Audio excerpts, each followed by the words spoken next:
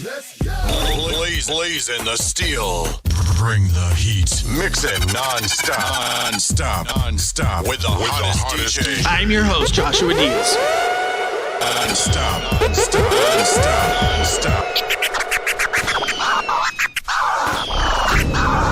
There is no investigation. This boy has... There is not, really? It is to me. Don't say any F's and stuff. But I have to put her on the side and where I'm gonna do what I gotta do for me and my boys and my kids.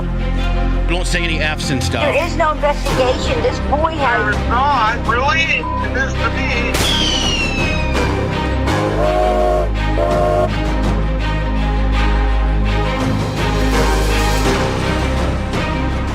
Rise, idiot. I've done my best. It's hard, you know, that's real tough.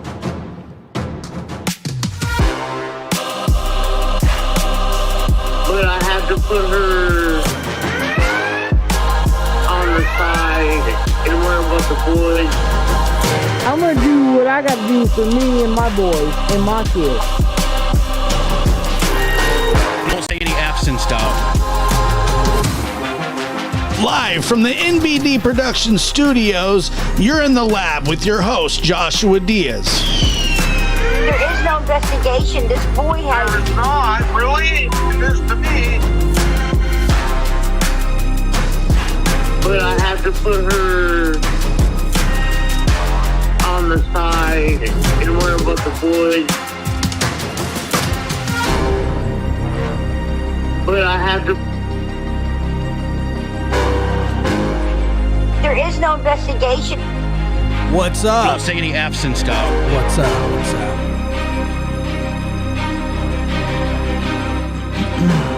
How's everybody today? But I have to put her Good to be here. on the side and worry about the boys. What is up, everybody? Good to see you. Good to be here. Welcome to the lab. I'm your host, Joshua Diaz. If you didn't know that already, please, as you're coming in, if you would, hit the like button, subscribe if you will, or would. That would be even better. And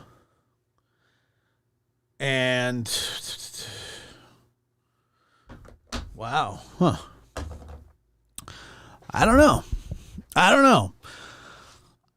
I'm so happy to be here, and it is an honor. So wherever you may be and however you may be listening, thank you for making us part of your day here at the lab. Now, we are absolutely going to talk about I thought I popped the chat out already. Dude. Maybe. Oh, there it is. There it is. Found it. There you are. Good to see you guys. Now, I'm gonna get this out of the way first. Actually, here, let me. Don't tell me to calm down when I'm clearly not wanting to. I calm down when I want to calm down.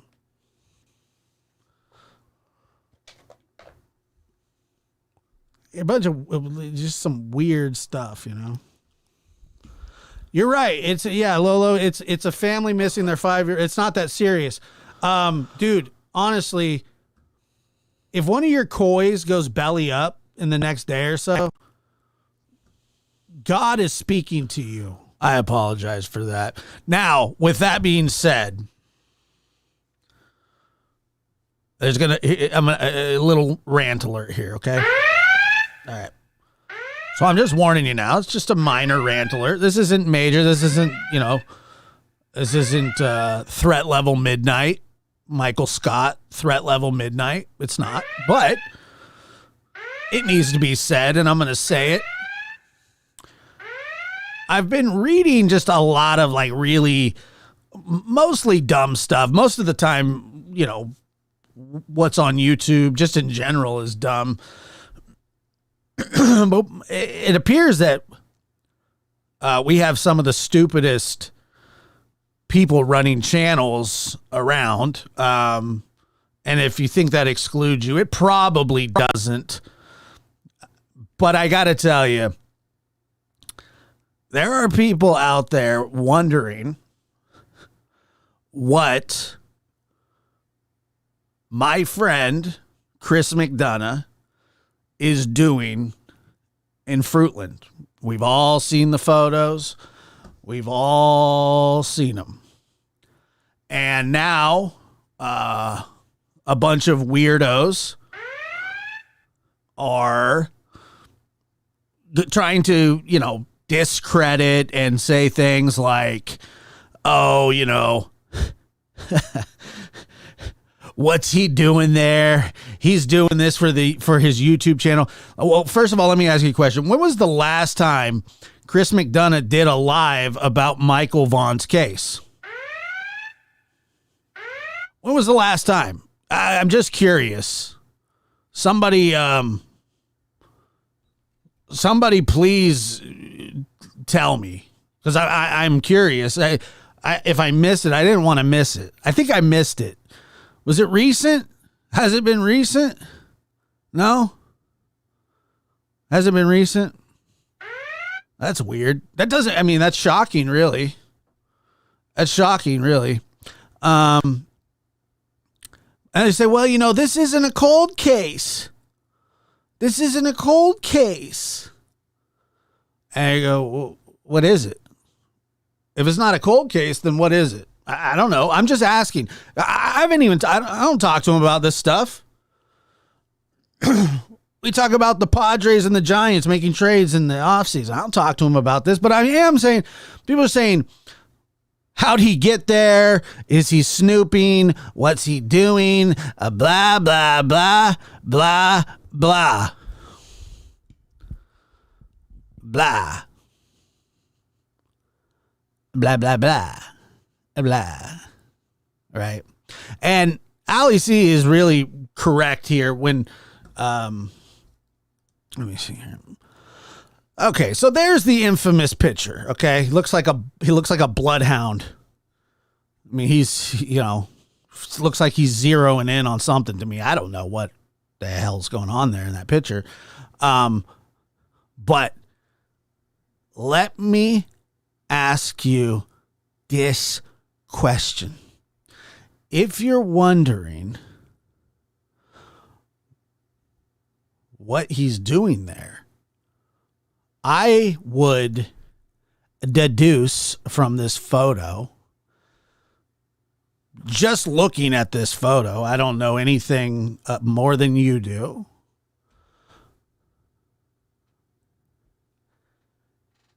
It looks like he's behind some crime scene tape to me.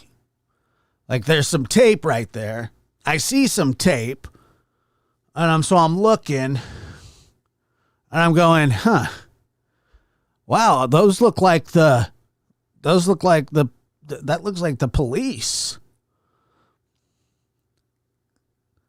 This looks like the police, right? I mean, he's behind tape. The police, what's he doing there? He doesn't, I read something like he doesn't need to be there. I don't know. Like I said, I don't know anything other than it looks like, he's an invited guest. Maybe. I don't know. I know that anybody that crosses crime scenes has to sign a book,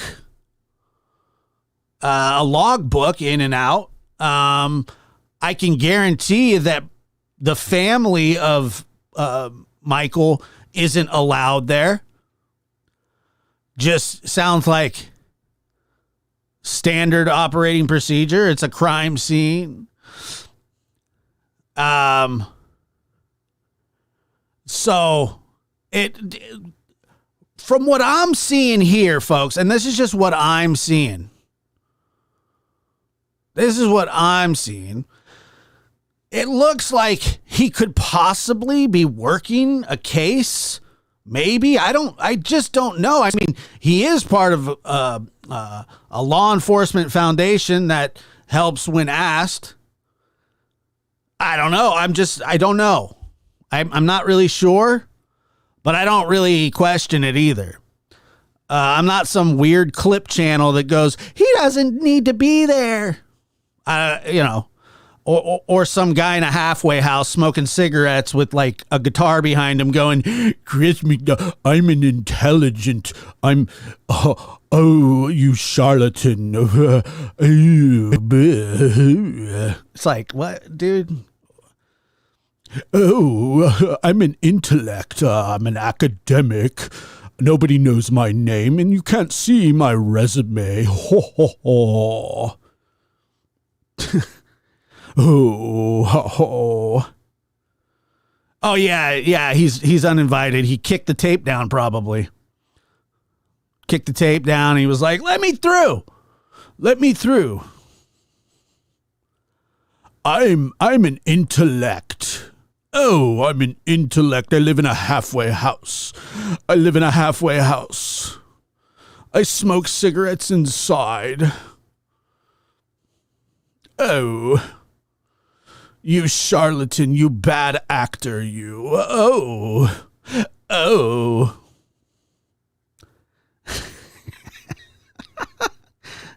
Oh, you don't have the intellectual chops to parlay with me. Oh, boy. Yeah, it's just like, just sit there. Shut up. Nobody's asking for your opinion. You ever notice that, like, Chris doesn't, like, actually care about that? Like, he really doesn't care. Like, he's winning. He's winning at life. He's always been winning at life. He knows what he's doing, regardless of what some asshats say on YouTube or just in general that have never done anything besides get their thumb stuck up their ass for no good reason on accident and then can't get it out. Then walk into clear glass windows, and eventually, apparently, their parents probably had to make everything in the house round because sharp corners were a problem for them. I'm telling you, if somebody tells you that they're smart over and over and over again, if they're trying to convince you that they're smart, they are not smart. They're just not. Oh, I'm so smart. I have this and that and this. And you're like, yeah, super smart. It's awesome. Nobody cares about your opinions. The only reason I'm doing this is because I can. Because Chris is too classy to do it. I'm not. I'm a slob, you know. I have no etiquette. I have no etiquette, you know. And I don't. I have no etiquette. Not when it comes to this kind of stuff. I don't know who lives in a halfway house. I'm just saying, you know. I'm just making stuff up, really. Oh, goodness. His moral compass is destroyed. Oh, boy. And then he smokes a cigarette like, oh, boy. Like Cruella DeVille. Smokes a cigarette like a Cruella DeVille.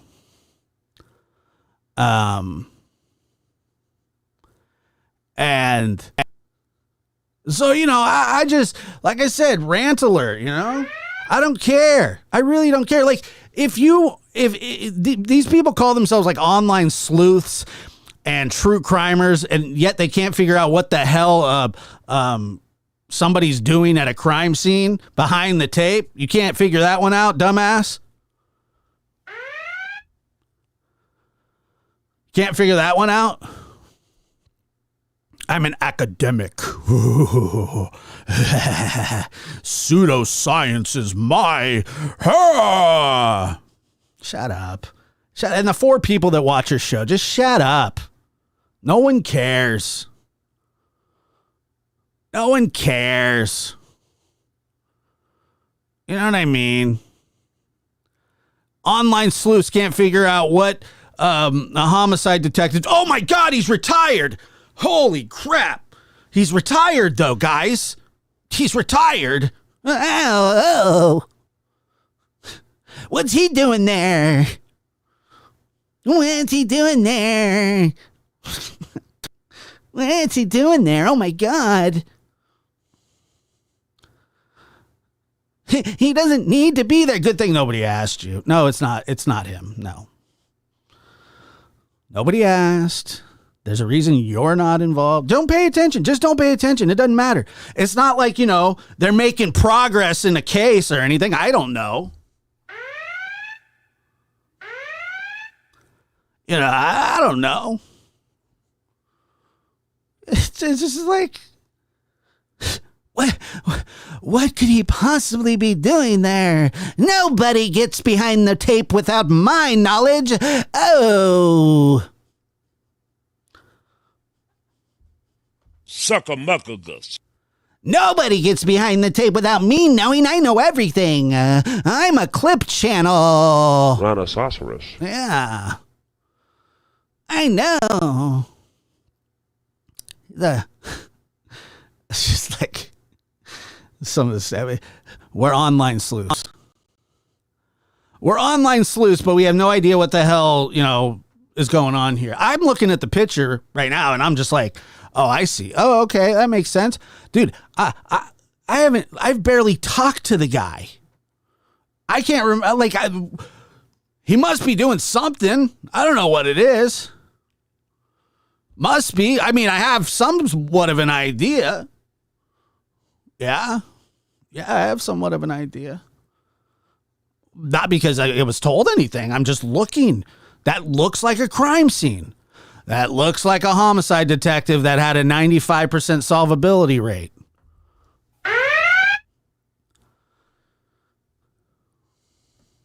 Sucker-muckagus. Oh, but he doesn't need to be there. He's there for his YouTube channel. I can't remember the last time. What does he do? A live maybe once a week? Sometimes not even that. Oh, yeah. He's really in it for the money. Yeah, he's just raking it in, folks. 100,000 subscribers, and he's on every night just begging for super chats and super stickers. Like I saw the other day, this is a new trend. The new trend that I'm seeing is people are now saying, hey, guess what? We haven't reached our quota for the hour. We're a little short on super chats. Well, maybe people don't have any freaking money. Maybe it's near the holidays. If you don't want to do a show, then don't do a show. Sucker-muckagus. I've seen it. It's crazy. It's just nuts. Yeah, he's doing it for his YouTube channel, I'm sure.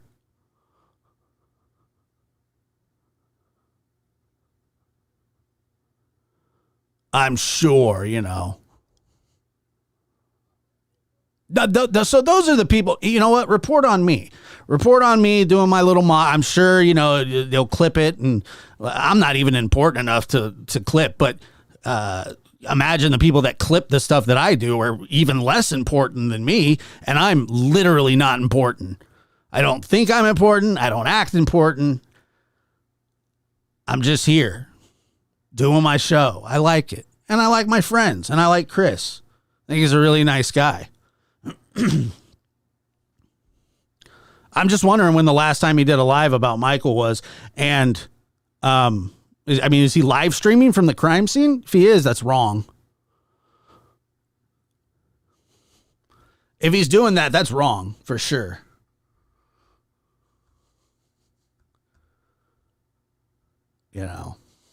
I'm just saying.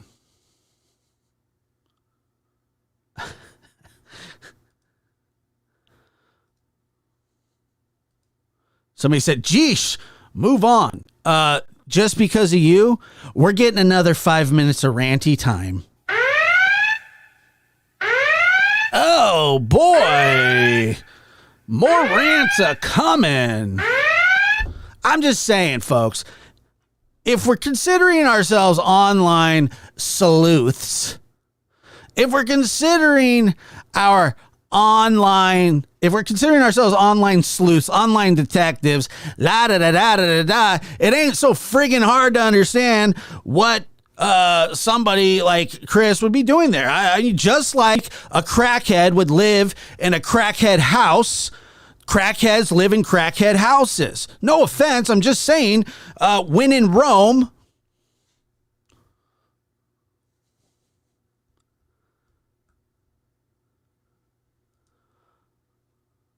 BC Proud says, thank you. I say thank you as well. Thank you very much.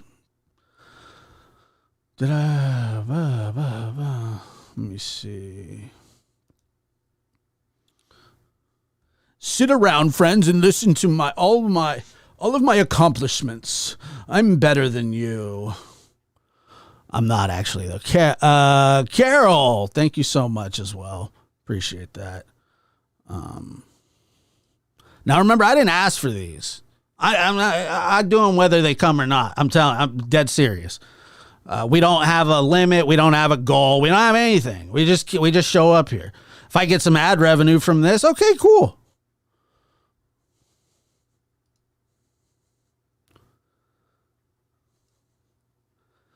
Full Circle, Florida. And I know you guys are like deleting Full Circles. But he can get some too. Respect what? What is the 20-minute rant about? Are you not watching the show? You can just leave too. I don't care. Go figure something else out. You're not going to bother me. You're not going to trust me. You're not going to make me move on. I'll move on when I want to move on. It's my show. If there's one person in here, I'm doing it exactly the same as if there's however many in here. It doesn't matter. You feel me? It doesn't matter. I'm going to do it. I'm going to do what I want.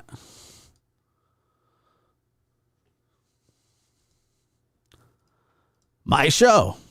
KP Bass, thank you so much.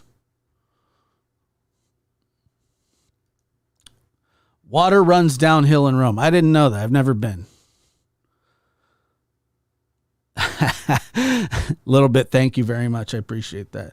I gently click the like button. Thank you. Cheryl, and the thing is, nobody would have had anything to even discuss if it wasn't for Summers, if it wasn't for Chris and Summers' case, because law enforcement literally, in my estimation, knows nothing, has nothing, doesn't want to solve it, or can't solve it, or whatever. But everybody that wants to go,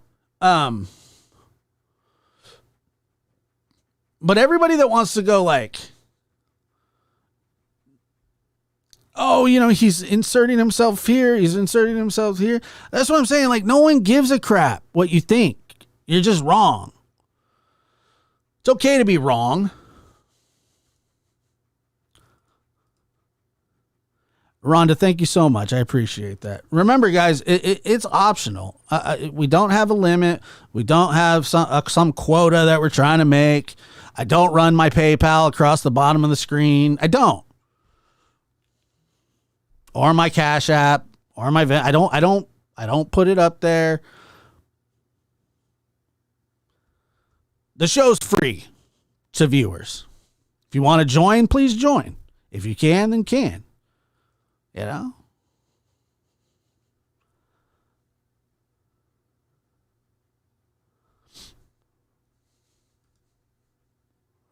Let's see. Maybe he's there to document what's been done for the Cold Case Foundation. In case Michael isn't found, cold case.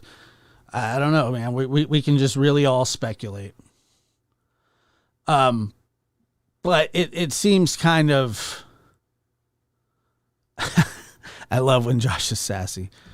Yeah. I know. I get sassy. Thank you. Thank you. But, Full Circle, Florida. You have a nice day. Peace, bubs. Deb, I don't. First of all, I don't think you would tell me. Second of all, it's really not like it. I understand what you're saying. It's just not my. It's not really my business. Like, I've never worked a homicide case before. You know what I mean? So that's The sense of entitlement baffles me. Yeah.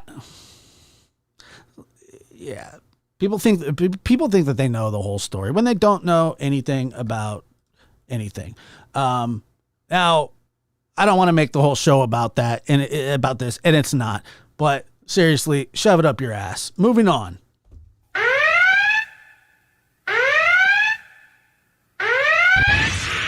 iTeammate is uncovering new details tonight, leading up to when highly anticipated documents may become public in the murders of Abby Williams and Libby German in Delphi. iTeammate's Richard Essex reports on what he knows now about. Hey, full circle. I don't know if you're still watching. I know you can't type or anything, but I'm done. I'm moving on now. Just so you know, I'm moving on just in case. You couldn't hold on for a little bit, you know, it's my show and I had something I wanted to talk about. Apparently I'm not allowed to talk about what I want to talk about, but thank you, Full Circle, for stopping by. You've been most appreciated. Suck-a-muck-a-gus. Next week's hearing. iTeammate can confirm that the judge has ordered Richard Allen to the court on. I don't care what anybody says. This is the best show on YouTube, on true crime YouTube. I mean, it just is. I mean, it's got everything. It's got a psychotic host. It's got, just relentless rants that mean nothing. It's just, it's just a dumpster fire, and that's what I like. Tuesday. And on Tuesday, we expect to get a glimpse into the investigation of the Delphi murders. So they're ordering the judge is ordering Richard Allen into court for the hearing. This should be fun. If the judge releases the probable cause. Wish TV has also asked the judge to allow cameras in the courtroom. Today, she denied. Linda, thank request. iTeammate recently interviewed Indiana State Police Superintendent Doug Carter about the release of the probable cause that led to the arrest of Richard Allen. Carter is quite clear on when the probable cause should be released. You released 3 seconds of video with some audio, I think in 19 at the same time. We've heard reports of 45 seconds or so. Is the voice that we hear from Libby's phone, is that Richard Allen? Time will tell. Again, I think that once the probable cause affidavit was signed by the judge, it changes things for the investigative team. And I don't profess to be a part of that investigative team, Richard. So it would be inappropriate of us to speculate or talk about what we know until the right time, which is going to be in a court. Will it answer all of our questions? Oh, or is there no. Still... Remember, this case is 2,100 days old, almost. And the facts in their totality will come out at trial. And not until then. I can appreciate the desire for our citizens to have these questions answered. But I don't really understand it from the point of view of I get that people want to know what's going on in the Delphi case and they want the gory details because we love the gory details. And like I said before, I'm really not that interested in these details. I'm really not, because they're going to be disgusting. I have a pretty good idea already. And it's just, to me, it's not really that necessary.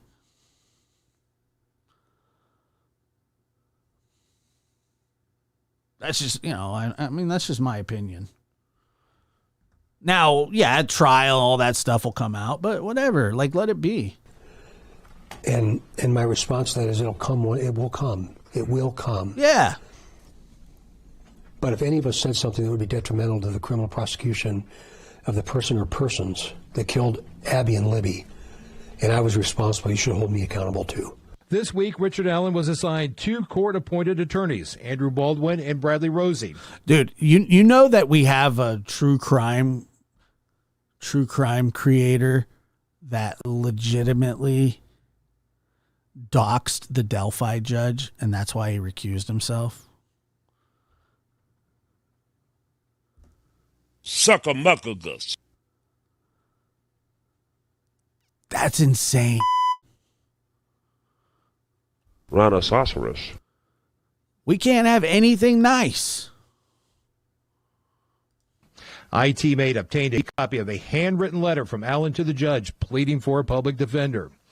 Both of Allen's attorneys have indicated they will be in court on Tuesday. The special judge in this case, Francis Gull, has signed a transport order in this case. ITmate is told that Allen was moved from a county jail for his own safety to a Department of Corrections facility. The judge has ordered him in court on Tuesday. Our sources say that Richard Allen went to a state conservation officer shortly after the murders and told the officer that he'd been in the area the day of the murders. Wait a second, guys. This is a big deal here. Love Pink gifted one membership, and it ended up in the lap of Fluzzy B.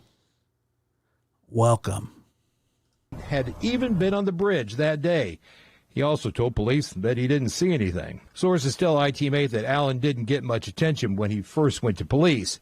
After 5 years and countless interviews, investigators had become frustrated with the path of the investigation and ordered a review of tips and case files, and that's when Allen became a suspect. Indiana State Police say that they are still getting tips on this case. The arrest of Richard Allen does not mean this case is over. In Indianapolis, Richard Essex, Wish TV, ITmate. All right, so what day is that? Wednesday? When do we get to see him? Apparently he sleeps all day. That's just from what I've heard, but I don't know. I don't know if that's true or not.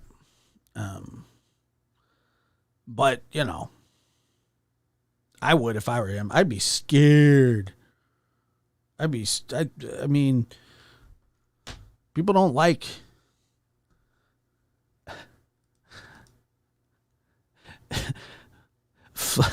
Fluzzy B says, yay, I has corn dogs and a green name again. Welcome back. But you were always here. So November 22nd is what is that, a Wednesday? Tuesday? Is that Tuesday? Tuesday. All right. So we're either going to know exactly the same thing on Tuesday, or we're going to know a hell of a lot more. Well, it's one or the other. One thing that we will get to see is probably another mugshot of Richard Allen. If I doubt that they're going to let cameras in there. I just doubt that they're going to let cameras in there.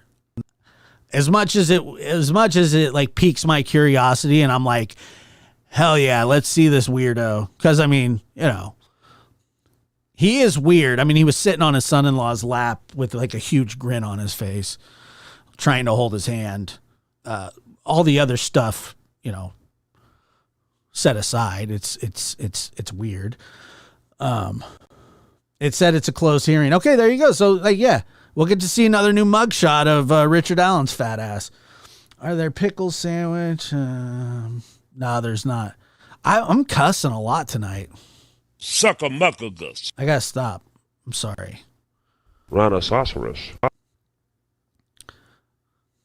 It's funny, you get on a rant, you know, and the energy just kind of carries over. Sucker-muckagus. It carries over, and then you're like, okay, calm down. Relax. Yeah, we won't see the video. He has to walk in and out of the building. Someone might get a pic. Yeah. I'm sorry, Roxanne. I'm sorry. I'm going to stop. I'm not going to cuss anymore tonight. Sucker-muckagus. He's got a lot of mugshots. He's going to have a lot of mugshots. I feel bad. Roxanne, I'm letting Roxanne down and myself. What do they say? Sometimes they just fly out. That's a fact. Is he saying suckamuffagus? I think he was trying to say snuffleupagus, but it doesn't come out right. Suckamuffagus. Yeah, it's snuffleupagus. What is it? Snuffleupagus. I think that I don't want a picture of him. I've seen Richard Allen. Nah. Rhinoceros. I'm going to need a cuss jar. Saturday night. Is it? It's Friday, I thought. Nothing. You must be in a different part of the world. Nothing wrong. Oh, right. Well, yeah. Get rid of the yeah, he was looking a little swollen. Anyway. All right, let's move on to another horrific crime. And it's just each is worse than the last, and it gets worse and worse by the day. I'm on the East Coast. Okay, there you go. So then it would still be Friday, I'm guessing.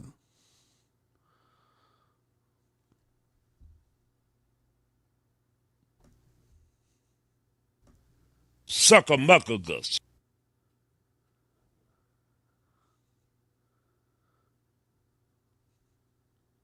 Rhinoceros.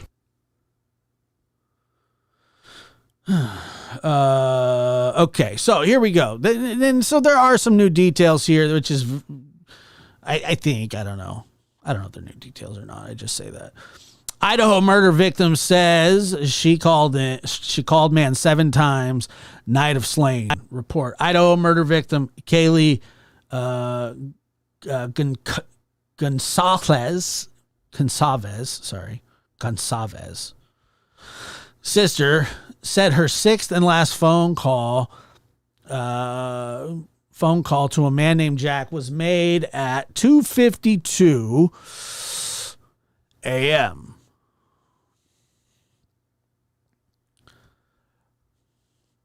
Moscow, Idaho. One of the victims of the quadruple homicide near the University of Idaho on November 13th called. Wait, what happened? Where did I go? Moscow police believe. What the heck was I just reading? Okay, whatever. Moscow, Idaho. One of the victims of the quadruple homicide near the University of Idaho on November 13th called a man named Jack 7 times. It was 6, I thought, but now it's 7. Just before she was murdered, her sister told Inside Edition. Moscow police believe victims Kaylee Gonçalves, Madison Mogan, Ethan Chapin, who was 20, and Xana Kernodle were stabbed to death at their home near campus between 3 a.m. and 4 a.m. on November 13th. At 2:26 a.m., Kaylee starts to call Jack. Alvia told Inside Edition, which described Jack as a young man. Kaylee calls Jack 6 times between 2:26 and 2:44 a.m. From 2:44 to 2:52, Maddie calls Jack 3 times. Then Kaylee makes a final call to him at 2:52 a.m.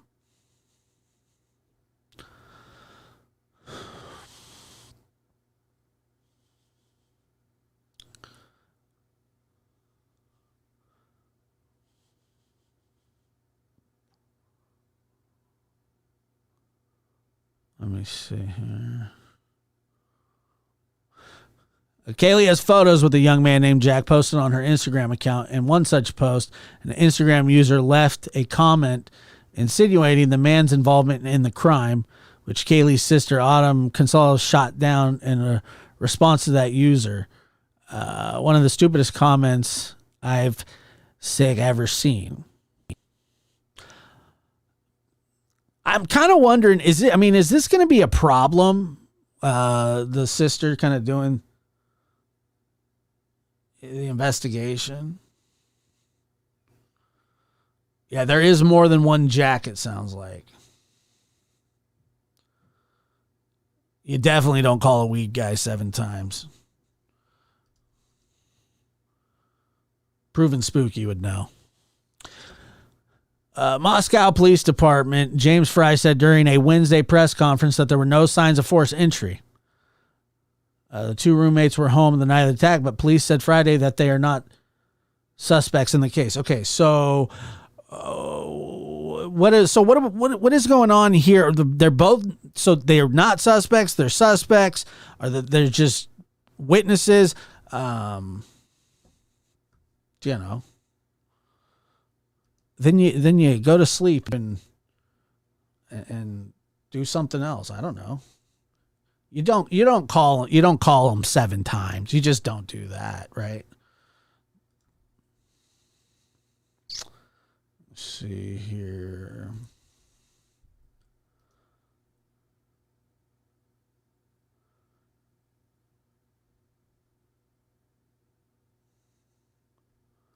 All right, let's take a listen here. Serious questions remain from the Moscow and greater Idaho community about the killing of 4 University of Idaho students last weekend. And a side story over the last week has been the messy release of information from investigators and the ongoing rumor mill that can complicate the entire conversation. Now, getting the story straight, that's what people want right now. And we do understand that investigators can't release everything. We don't expect them to, but an almost random stream of information from different agencies and leaders has really made the situation in Moscow complicated, to say the least. Now, today, though, we are finally getting a more concrete timeline from investigators about the victims' activity Saturday into early Sunday morning last weekend. And that timeline gives an illustration of where the 4 students were, where they traveled, and possibly who they were around. Here's our Morgan Romero. What is he wearing? That's like denim on denim. Like white on rice. This horrific attack on 4 college students happened less than a mile from the University of Idaho campus. Sororities and fraternities and their out-of-houses are mostly centralized in this area. New information from Idaho State Police reveals 2 of the victims, Ethan Chapin and Xana Kernodle, were together Saturday night, November 12th. They went to a Sigma Chi fraternity party across from their home on King Road from 8 to 9 p.m. The other 2 victims, Kaylee Gonsalves and Madison Mogan, were at the Corner Club on Main Street. It's about 1.5 miles away from the home on King Road. Police say they were there from around 10 p.m. to 1:30 a.m. After leaving the bar, the girls went to the Grub Truck just down Main Street from the Corner Club. It's about a 6-minute walk. They're seen in a video from the food truck, ordering food around 1:40 Sunday morning. U of I students tell us it's a common weekend routine to go from the Corner Club to the food truck. Idaho State Police says all 4 victims were back at the King Road house, a little more than 1 mile from the food truck. Yeah, wherever there's like bars, there's food trucks nearby. They make a killing. By 1:45 a.m., Sunday, November 13th. What unfolded after that is unclear. I truly didn't mean that. I am sorry. That was not. I really didn't mean that. It wasn't until noon on Sunday police received a call of an unconscious person. When they got to the home on King Road, they found the 4 victims, Ethan, Xana, Kaylee, and Maddie, dead. They confirm all 4 were stabbed early Sunday morning. The Latah County coroner tells us all the victims could have been killed with the same knife or a very similar knife. Police say they haven't yet found the weapon. And yesterday, the Latah County Coroner's Office released the autopsies on the victims, finding all 4 were stabbed to death with a knife. The coroner says all victims could have been killed with the same knife or a very similar knife. The coroner says it's likely some of the victims were asleep when it happened, but she couldn't say which ones. She says bed sheets were taken for testing from the home. We also... It was like after I said it and I thought about it, I was like, yeah. Learned there were 2 other roommates inside the home when police got there and at the time of the attack, but they were not hurt. We're told they are cooperating with law enforcement, and right now police haven't gone so far as to call them witnesses. During a news conference held earlier this week, reporters asked Moscow police about that video I mentioned earlier from the food truck that caught both Maddie and Kaylee. Moscow Police Chief James Fry says the Twitch video stream is helping give them the time and space of where the 2 girls were leading up to their deaths. Hello. Hi. Welcome back. In this live stream from the Grub Truck, you see the girls walk into the frame and up to the food truck. Yeah, we've had this great debate. We'll just, where am I going to rewind it to? Kelly S. Kelly S. Is, Kelly S., because you asked, I will rewind it, but it's just not really specific enough for me. But I'll do it. I just need some specificity.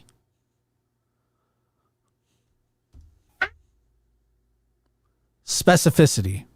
Suckamuckagus. I need some specificity. Rhinoceros.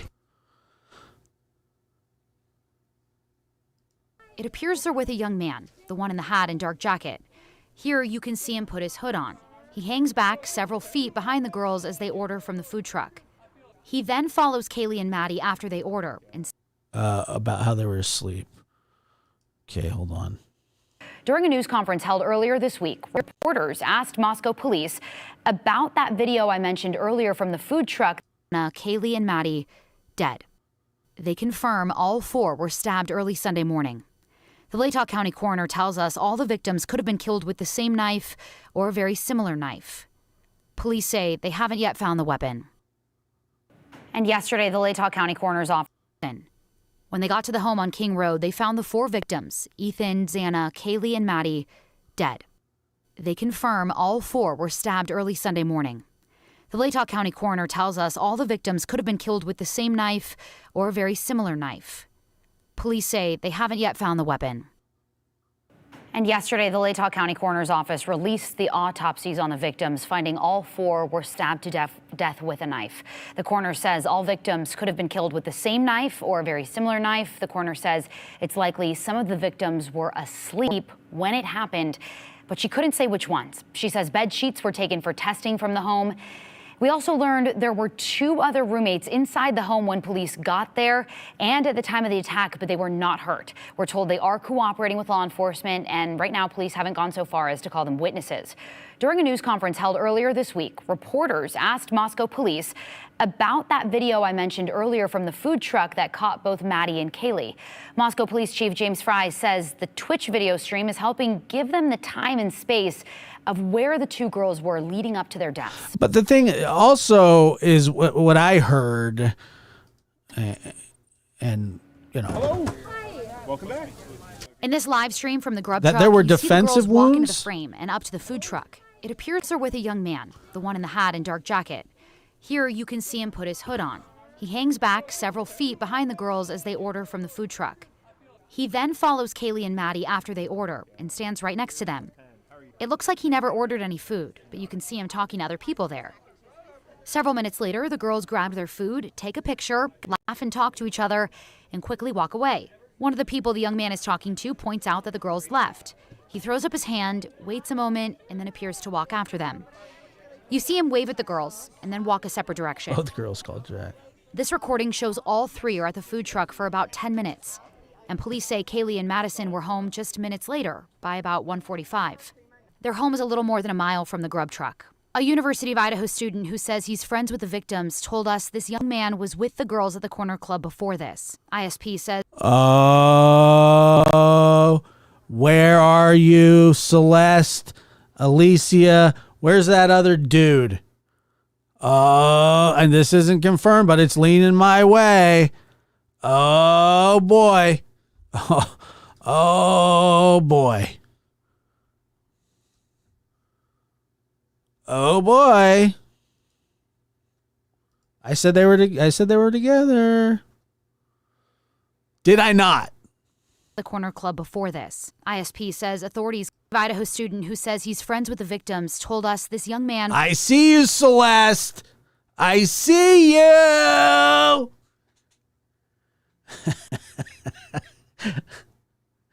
I see you. Hugs to you too.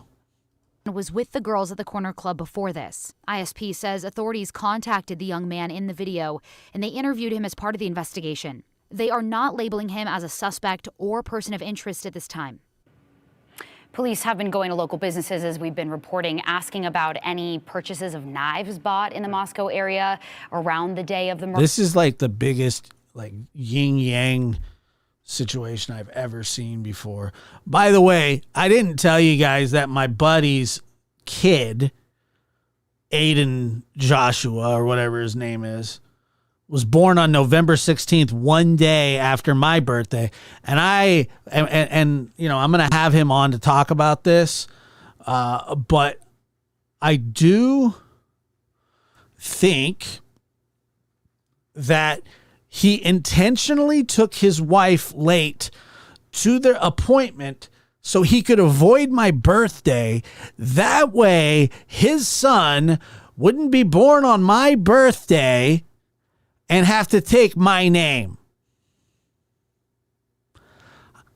None of that's proven. I suspect that that's the case. You understand? Murders. Now, no, he absolutely did not agree to name his child after me if he was born on my birthday. But there was a groundswell. We also learned that the FBI's Behavioral Analysis Unit is now helping in the investigation. We previously reported that the FBI was there helping, but now we know this. Babe, my water broke. Are you sure? Yeah, I don't think so. Yeah, huh? Okay, well, go get in the car. Oh, I think we're out of gas. I got to walk to the gas station, but my water broke, but we're out of gas. You're not having this baby on Josh's birthday. Behavioral Analysis Unit is helping, and what that does is it helps with crime scene analysis, interviewing techniques. It also helps create a profile of an unknown suspect that police can look out for, which really goes to show you that they do not have a person of interest right now. They do not have a suspect or suspects at this time, and they are backtracking messaging. So earlier in a press conference that they held, the first and only that they've held so far, they said, we can't not say that there is no threat to the community, when initially, right after this happened, they said this was a targeted attack. There is no ongoing threat to the community. Now, just a few days after that. If you have not listened to the podcast on this channel called We Call Him Roscoe. I believe that's it. Yeah, you'll get a good feel. He was hesitant. They are backtracking that and saying, we can't say that because we don't have a suspect. And that really has been, a consistent side story that we followed here at KTVB, and we've seen. Well, guess what, Lucas? I lied. My birthday is November 16th because I knew that you would do that. On social media, Idaho news outlets, speaking up that the release of information in this case has been a frustrating thing, I think, for the media. And as media, we understand that, investigators, they can't release everything. And I don't think we're asking them to. But I guess the idea that there's been inconsistent release, or being, one elected official will tell different outlets different things. Yes. So initially when this happened on Sunday, everybody was panicked because students on campus got vandal alerts and they were told to shelter in place. That vandal alert was lifted, and then police said this was a targeted, isolated attack, which is still the case, to be clear. Still true that this was a targeted, isolated attack, police believe. But then to say that there is no ongoing threat and then backtrack that, what does that have the community of Moscow thinking? What does that have students on campus thinking? A lot of them were so fearful that they came home right after that, and that's actually an important piece. You've seen from some of the pictures that I've been showing you tonight, the TikToks that you've seen, the images from the truck, the map that we laid out of their last movements, anything that stands out to you that forensically might give us a clue? Well, you see victims who all appear to be normal. I don't know what that. I'm not sure what that was. I think it was another video coming up. Is there anything that you've seen? Like a soundbite video. Some of the pictures that I've been showing you tonight, the TikToks that you've seen, the images from the truck, the map that we laid out of their last movements, anything that stands out to you that forensically might give us a clue? Well, you see victims who all appear to be normal college students having a good time. There's no obvious bad blood. They seem to be, as you pointed out, having the time of their lives, doing normal things. No toxic relationships that are apparent between them. And that's going to be important to understand, who it is that might be in their universe that may have targeted them. Because this definitely appears to be a targeted attack by somebody with a subscribe button below to get more.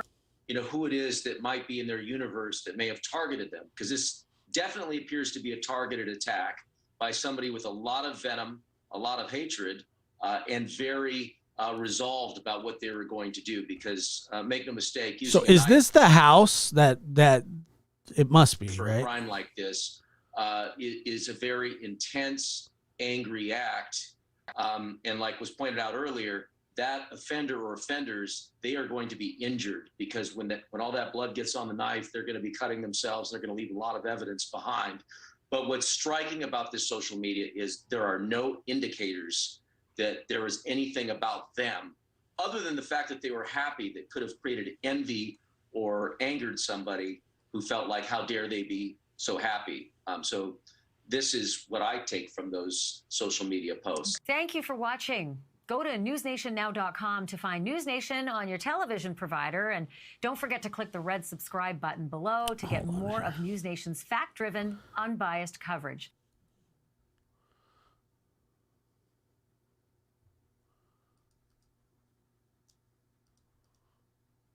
Here's the...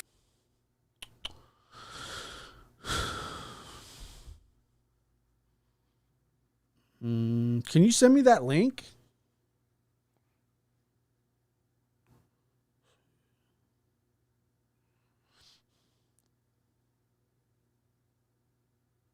Oh, weird.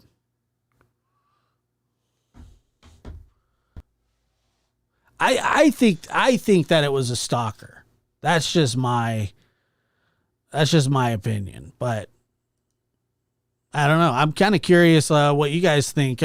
There's no way that this was a random attack, right? It is a little bit of a hindrance in their investigation that a lot of people aren't there right now, but they are going to do these interviews with anybody they need to talk to wherever they're at right now. And to Joe's point about giving interviews and information to various media outlets, that has been a point of contention today. A lot of national news media outlets have gotten information from elected officials and other leaders up there that maybe some local outlets haven't gotten. And Idaho State Police, I haven't been able to get a hold of them today, but they have been a lot more communicative lately in the last day since taking over the public information officer duties. And I want to be really clear, you know, Moscow Police, Idaho State Police investigators, they're still looking for information. They're still asking for information. So they're asking, you know, anyone who has seen or, you know, known anything, here's the information. Yeah, call that tip line, 208-883-7180. You can also email now. There's an email set up. That's tipline@ci.moscow.id.us. Report any suspicious behavior, any pertinent information. And really, Joe, if anybody has any video surveillance, any ring cameras, any businesses have anything from that area, that could really help law enforcement try to track this person down as well. Sometimes I know we hear that people are shy or they don't want to be involved. Any piece of information can be very helpful to investigators. And, that's true. You know, unfortunately, we don't know what they need to know right now. Right. So any information helps. Exactly right. Morgan, I know that you, our investigative team, Alexandra Duggan, she's still up in Moscow this weekend. So our team will continue to follow this through the weekend. But Morgan, thank you for reporting. And if you missed anything Morgan said or our team said, all this coverage is on ktvb.com. Before you start having conversations online or even with your friends, make sure you know the facts because the rumor mill is damaging. It is damaging, and that's unfortunately what happens when you don't get a lot of information is people try to... They're talking about us, by the way. Like they're legitimately talking about us. Nobody else. Like us and Reddit and Twitter. I mean, there's just that YouTube, Twitter, and Reddit is who they're talking about. Yes, trust me, they are. Give me 1 second here.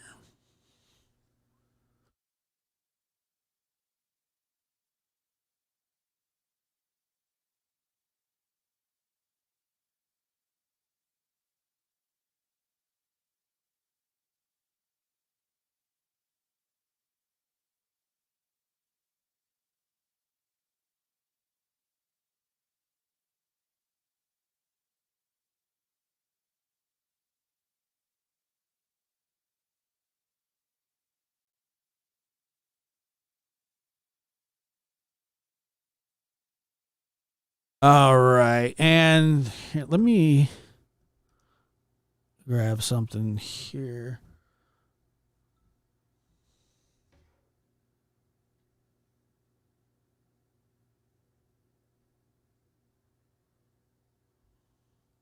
Let me add something.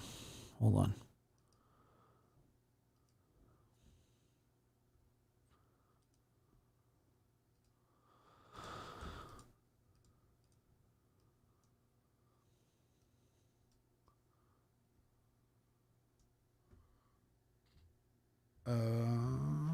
Okay. Hold on. I got a link here that I'm gonna.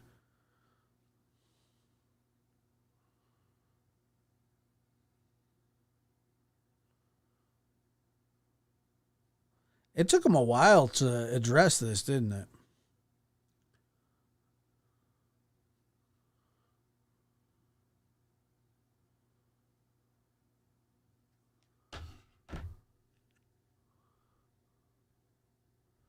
Yeah, I think it was rejection rage for sure. What is this? KTVB. Okay. Let me just bring this up real quick.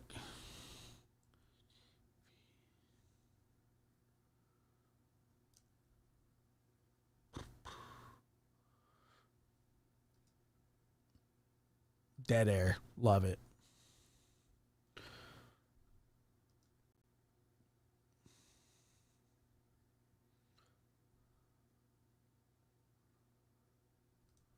No, first and foremost.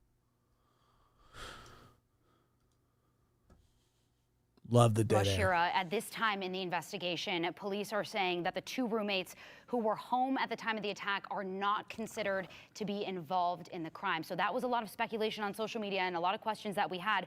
We knew they were home when the attack happened. We also knew that they were home when police got there. Now police saying that they do not believe they're involved in the crime. As we've been previously reporting, they were also not hurt and they are fully cooperating. Also important to note, neither is the young man who was seen with Madison and Kaylee in this Twitch video from the food truck that we showed you on the news at noon and the news at 4. Again, speculation around that as well, that perhaps he was involved in some possible way, but police saying again, at this time in the investigation, they do not believe that he is a suspect or person of interest or involved in the crime. The coroner is also saying that likely all 4 of the victims were asleep. Previously, we said at least some of them were asleep. Now we're saying it's likely all 4 were. There was also no sign of sexual assault. We know Kaylee and Madison took an Uber from this food truck where you're seeing this video from to their house on King Road. Ethan Chapin, one of the victims, we're also learning, did not live at the house at the time. He was just visiting. As we've been previously reporting, he was with Xana Kernodle that night. As part of the investigation, detectives took stuff out of 3 dumpsters on King Road near the house to locate any possible evidence. Detectives also contacted local businesses to determine if a fixed blade knife specifically was bought in the area recently. Moscow Police Chief James Fry says this Twitch video that you're seeing is really helping give them the time and space of where Maddie and Kaylee were leading up to their deaths. We also learned from police in this news release that they sent out, detectives have received about 500 tips. They've interviewed 38 people so far. They're also dispelling a lot of information. I have this press release printed off. They are going through a lot of things that they've been seeing on social media, questions that they've been getting, and they're dispelling some of those rumors as well. And so, as we've been saying this entire time, oftentimes when there's silence in a case like this that has so much public interest, a lot of people fill that vacuum with speculation and rumors. And so all right. We here at KTVB are really trying to stick to the facts as well. And I think that is a big reason why law enforcement put out this press release this evening after a couple days of not a lot of new information. They've been warned. Yesterday, the coroner's office released the autopsy. They've been warned of us online sleuths. And I'll blame them. And they found all 4 victims were stabbed to death with a knife early Sunday morning. They don't have the exact time that they were stabbed. Police have not found a suspect or suspects. They don't have any people of interest right now. Again, reiterating, they cleared those people they mentioned, the roommates, as well as the boys seen in the video with them. Earlier, police put out... So I wonder if he was their friend. It's really immaterial, but... A clear picture of the hours before the attack. They released a timeline today and the locations of where all 4 victims were before they were murdered at their home on King Road in Moscow. Take a look. This horrific attack on 4 college students happened less than a mile from the University of Idaho campus. Sororities and fraternities and their out-of-houses are mostly centralized in this area. New information from Idaho State Police reveals 2 of the victims, Ethan Chapin and Xana Kernodle, were together Saturday night, November 12th. They went to a Sigma Chi fraternity party across from their home on King Road from 8 to 9 p.m. The other 2 victims, Kaylee Gonsalves and Madison Mogan, were at the Corner Club on Main Street. It's about a mile and a half away from the home on King Road. Police say they were there from around 10 p.m. to 1:30 a.m. After leaving the bar, the girls went to the grub truck just down. But Alicia, that's not what I was debating with you. I was debating whether they knew him or not, if they were with him or not. Not if he was cleared or involved or whatever. All I said was I could tell from the video that he looked like he was with them. That's what I got out of watching that video. I didn't say he was cleared. I didn't say he wasn't involved, but it did. But the police just said at this time it doesn't seem like he's involved. That's it. On Main Street from the Corner Club. It's about a 6-minute walk. They're seen in a video from the food truck, ordering food.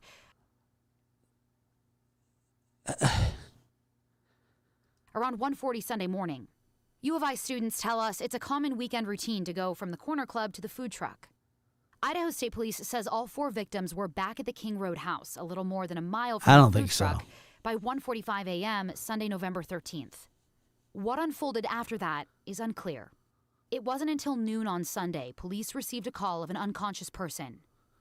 Whether they were wanting to hang out with him or not, they knew who he was. When they got to the home on King Road, they found the 4 victims, Ethan, Xana, Kaylee, and Maddie, dead. They confirm all 4 were stabbed early Sunday morning. The Latah County coroner tells us all the victims could have been killed with the same knife or a very similar knife. Police say they haven't yet found the weapon. And we're also learning through this press release that the identity of the 911 caller has not been released at this time. We will continue to... I never said he was or he wasn't. Also, just into the newsroom, the Alumni Relations Organization emailed Vandal alum this evening saying that along with more police presence on campus I just and in said the that town he of knows Moscow, them. The University They of knew Idaho him. brought on a private security firm to beef up the regular campus security team.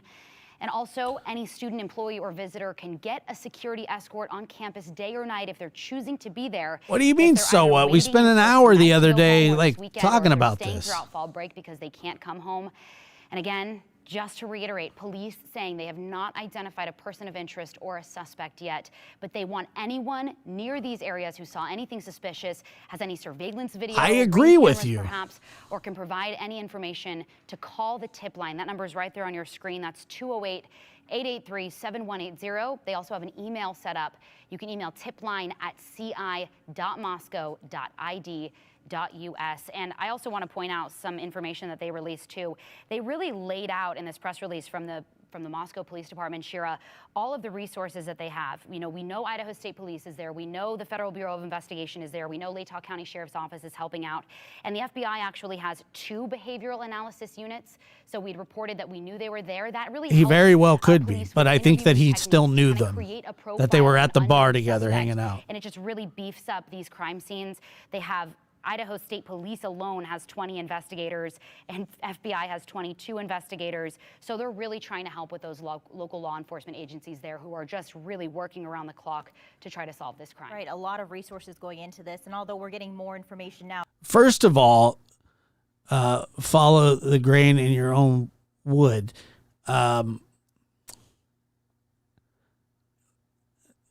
It doesn't matter if they knew him or not. It appeared they didn't want to hang out with him. Appearances can be deceiving.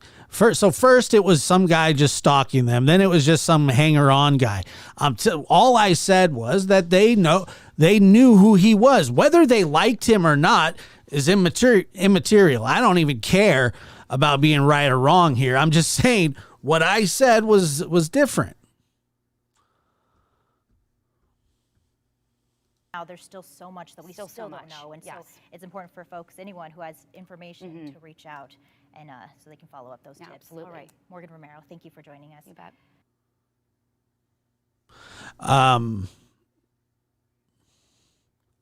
Yeah, he seemed weird. I'm not gonna say he's not weird. He looked weird. If you want to call in 858-299-2504, we'll work some phone calls in.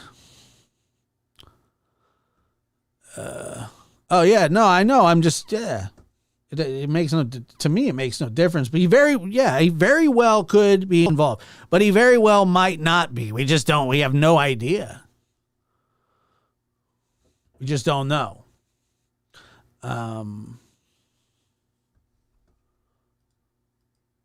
Kathy, with a C, Mabbutt, M-A-B-B-U-T-T. And I'm going to ask you, how long have you been doing this for? I've been doing it for 16 years, and I just got reelected for another 4. So what is it that, or I guess... Don't say cleared. I got the call just a few minutes after noon that there were 4 homicides, but I didn't go to the scene because of law enforcement doing their investigation first. So I didn't actually go to the scene until about 5 or 5:30. Can you walk us through, like, for our viewers, kind of the process between, like, once again, I'm not I'm in Love America. Thank you for your comment. I'm not debating whether they wanted him to be around or not. I'm not a body language expert, and I've never been a cute girl, but I have been an ugly one, and I'm just saying that they knew who he was. Maybe he was tagging along when he shouldn't have been. I mean, that's not, and maybe he is a suspect. Maybe he's not cleared. Maybe he is cleared. At this time, law enforcement says that he's not a suspect at this time in the investigation. Let's be very clear. between when police show up and then you guys getting the bodies and doing your examinations? Sure. Well, law enforcement goes through and looks for any evidence, takes videos and pictures of everything in there, and they'll start talking with people. So I don't really need to be there for that. They can't move the bodies. I mean, the bodies have to stay as they were until the coroner gets there. So that's what my job is, to look at the bodies. As a coroner, do you guys do the autopsies and all that? No, we some do if they're an actual medical examiner, but we have forensic pathologists and we contract with Spokane to do that. So in your experience, what is it that you saw when you showed up? Well, there was a lot of blood. It was a very sad scene. But, Celeste, you did say that they didn't know him at all. Murdered college students. Now, once again, and I want people to understand, and Alicia and Celeste both know that we're just kind of ribbing each other here. But in all sincerity, doesn't matter who's right or who's wrong. All that matters is that, this gets solved and this case gets solved quickly. We're just, debating here, and I think it's okay to debate. You're ruling all 4 deaths homicides? Yes. Okay. And can you give us a manner of death? Yeah. I believe that the press release was that they were from a sharp object. So stabbings. Yeah, we'll know more after the autopsies tomorrow. When was this? And do you believe this could be like a murder-suicide or? No, they're 4 homicides. 4 homicides. Okay. And when it comes to doing the investigation post-autopsy, that falls on you, correct? Yes. It's my job to determine the manner and mechanism of death. And then I know with toxicology results, there can often be, at least in Washington, a delay. So do you have any idea how long it could take, if those were relevant, to get any type of results back on that? I can barely hear this. Toxicology reports, right, they usually take 4 to 6 weeks, sometimes longer. But they might, I don't think they're going to be relevant in the actual manner or cause of death. And do we know how long between the time of death and when police found them, approximately? No, I don't know for sure. Do we have any, could it have been hours? Could it have been a day? Was it maybe close? Is there any sort of time frame there? Not that I'm aware of. Okay, gotcha. And you said the scene was really difficult. I mean, is this something you've had to deal with before in Moscow? Since I've been coroner, there have been at least 2 other multiple homicide scenes that I've been involved in. So.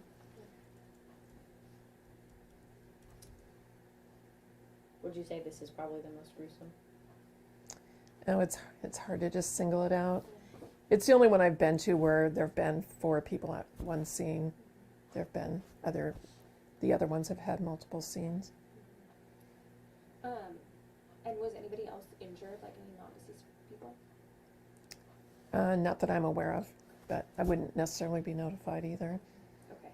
I didn't know if that was like because the injuries could be similar. It might matter to you. Oh, right. No. Okay. Were the deceased all in close proximity to each other, or were they in different rooms? I don't know that I can discuss that. That was my next question too. So I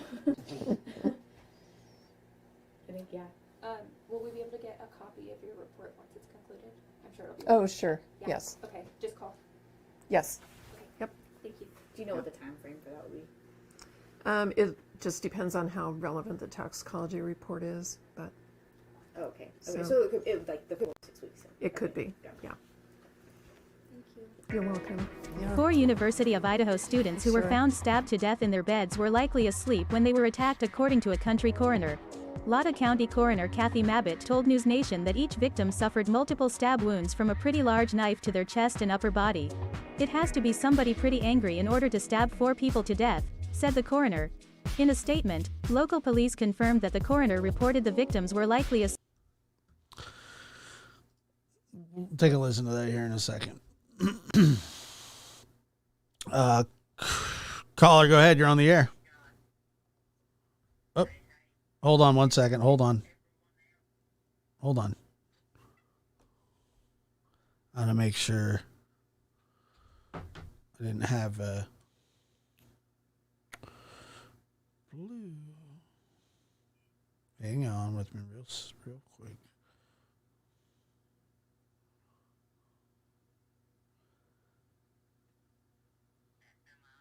Not yet. 1 second. You should be. Go ahead. You there? Yeah, I'm here. Hi. Hey.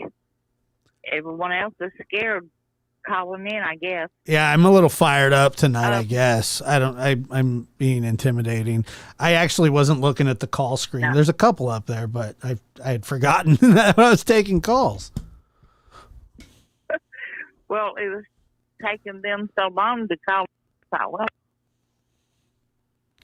so this is Miss Sturry. Hi. I shit you not. I'm both. Okay. Shit you not. But yeah, I think. I mean, if they've got more than one murder and like that, I mean, doesn't it become like a serial killer? Yeah. I mean,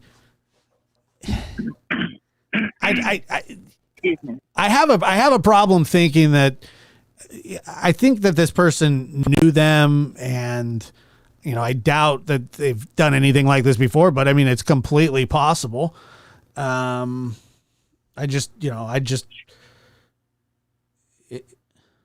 maybe I just heard this. I don't know, but weren't they tied up? Yeah, I don't know. I've heard rumors of things like that. I just don't know if that's true or not. It very well could be true, but right. I don't think that they're going to release anything like that yet, because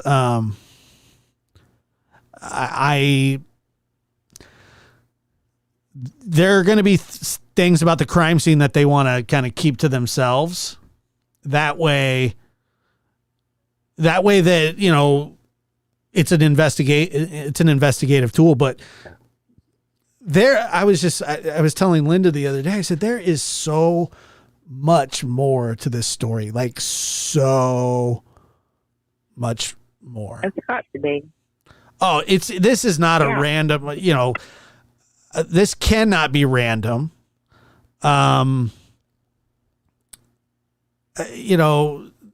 They did say that there was no signs of SA as well. And I was shocked about that. No. Right, because there's no sign. That's weird. Right. Yeah, they know who this is.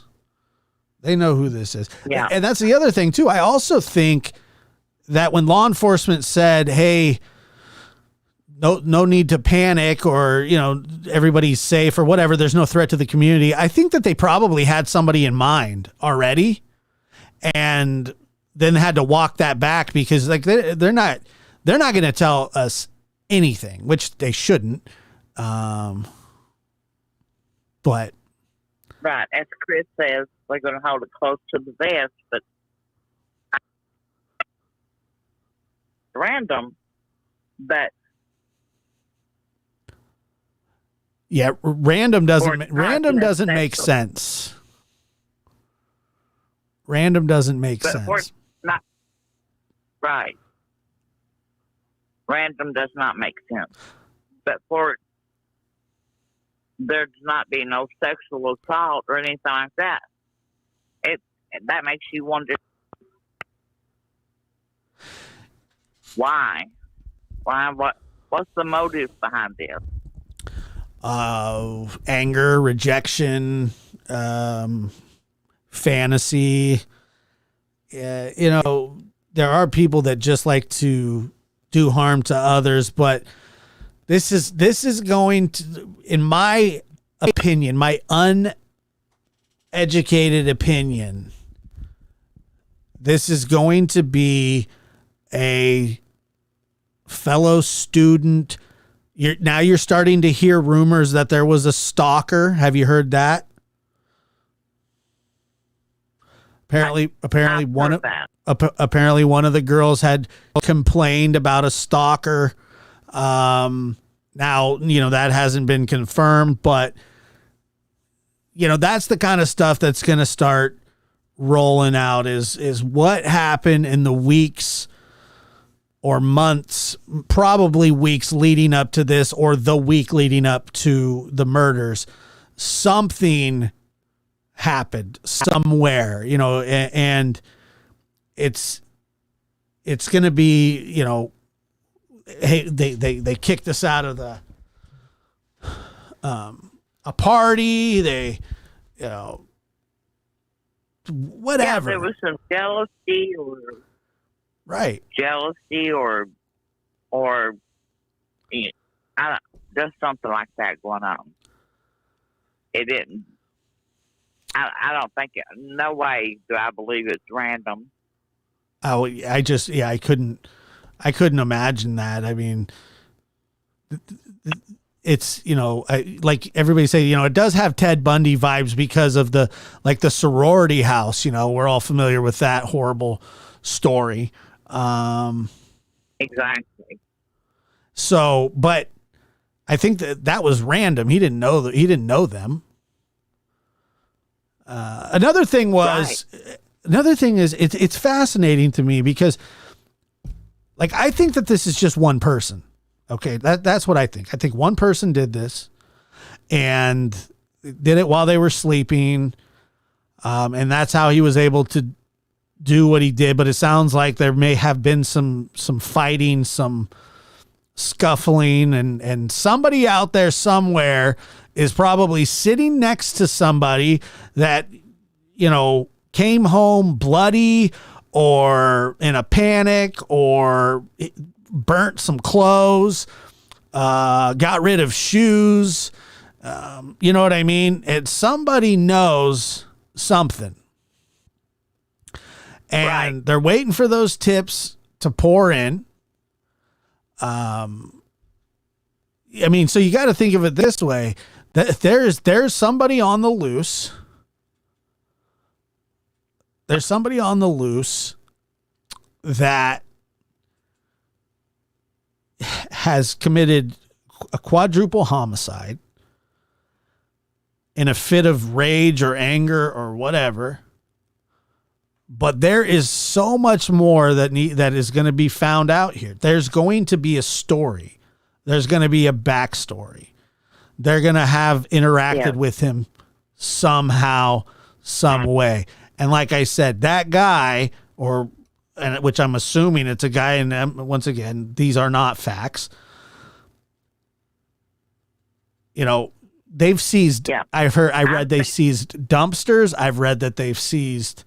That they're going around looking, for somebody that bought a knife. they're going to narrow in on this person fast. The FBI Behavioral Analysis Unit is there. Agree with you. They want to get this thing done.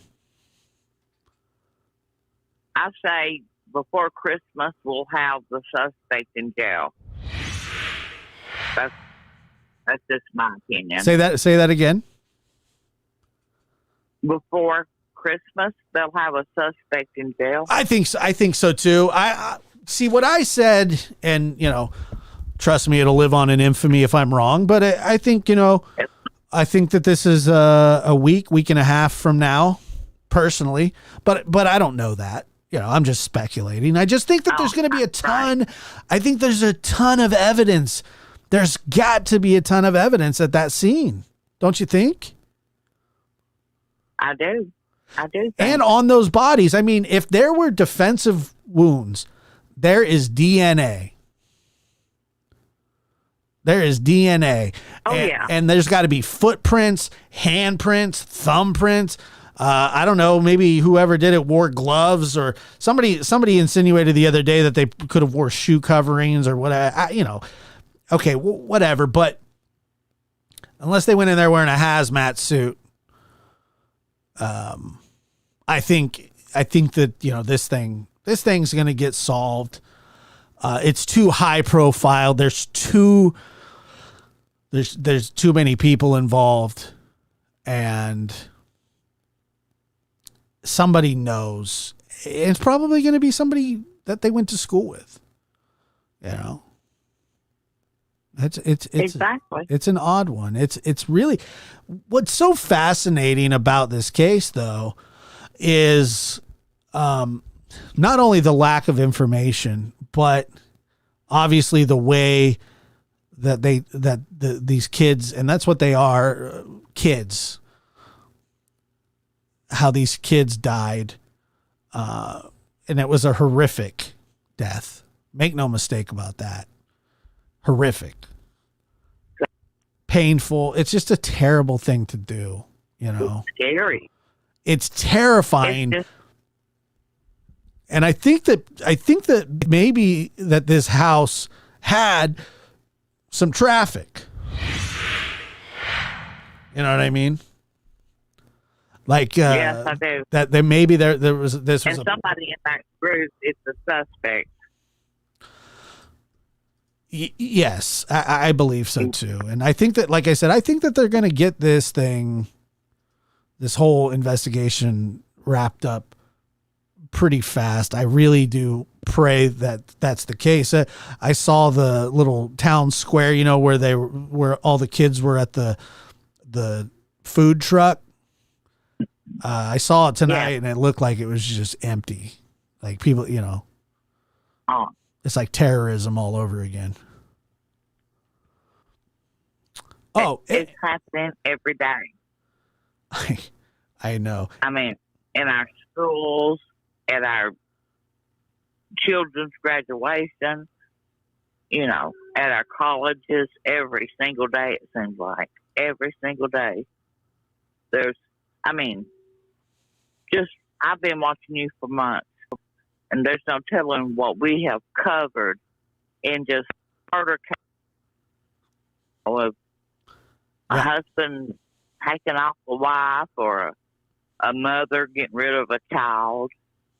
How many cases have we seen since you started this? So right, just unreal. It really is unreal. You're completely right, and it's like I said, each story seems to be more horrific than the next.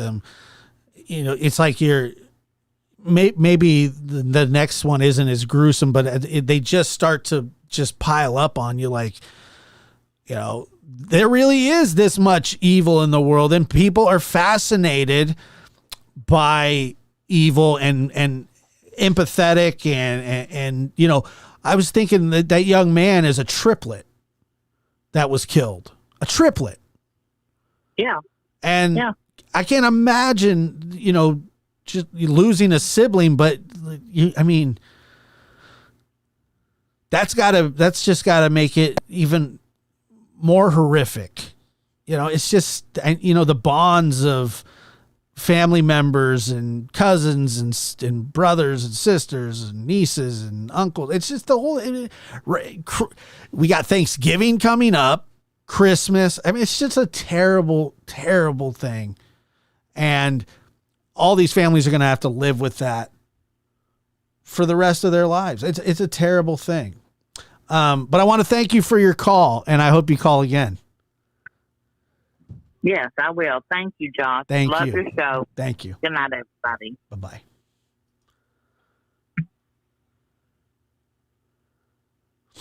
Caller, go ahead.'re on the air. Yeah, Josh. This is Suzanne from Hemet, California. Hi, how are you? I'm doing okay. Just sad for the families. This is just sad. Really sad. Yeah. I have two questions. My first question is, were the students in their own rooms, and how in the world could they not hear each other getting unalived? So from what I understand is that there were 3 levels to the house, and that the 2 that were unharmed were on a different level. And now as for I believe the boyfriend and girlfriend were in their room. I don't know where the other 2 were, but to answer your question, this is just assuming, okay, if they were out drinking that night, I don't know if they were or not. I mean, they could be sleeping it off. I wear headphones at night. Probably not a great idea. Maybe they thought it was just normal partying. It doesn't sound like it was foreign to that house. But yeah, I these are all great questions and questions that are going to have to be answered, but I don't know. What do you think? Are you suspicious of the people in the house?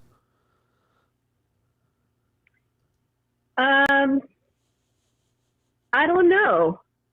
I'm more suspicious of them not. How could one person do this? Sleeping, unless they. Yeah. I mean, and that sounds like where we're headed with this. That they were all asleep. Kind of, I hate comparing these, but the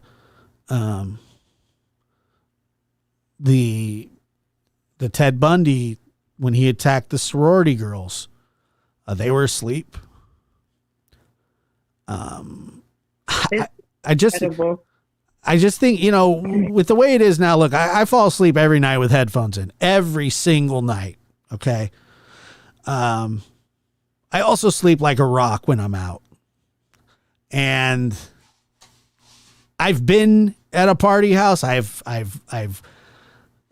stayed with my friend who had just had his baby. We had a party house, and when we were 21, 22, and it was always loud. And then you try and go in someone's room and hang out, and next door somebody kicks the door open because they're drunk and being crazy.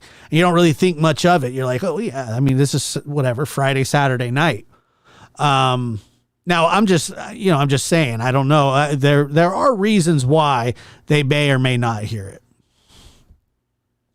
Well, that was my one question. The other question is, could this have been a buildup from someone that was at the party where the boyfriend and girlfriend were, and at the food truck, where not just one night, but over a period of time they were rejected, and this just, because that's a lot of murders to just decide in one night to just go ahead and do.